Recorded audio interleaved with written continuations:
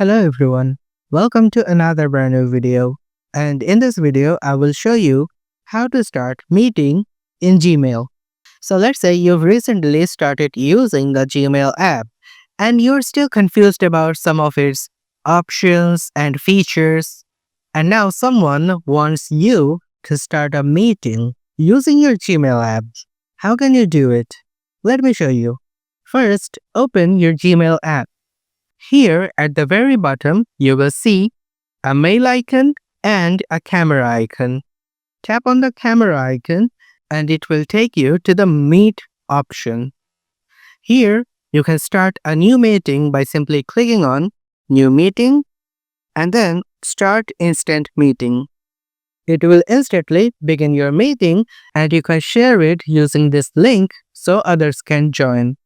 If you found this video helpful, please give it a thumbs up. If you have any questions, comment below and we'll be more than happy to answer it for you. And if you want to see us more on your For You page, subscribe to our channel.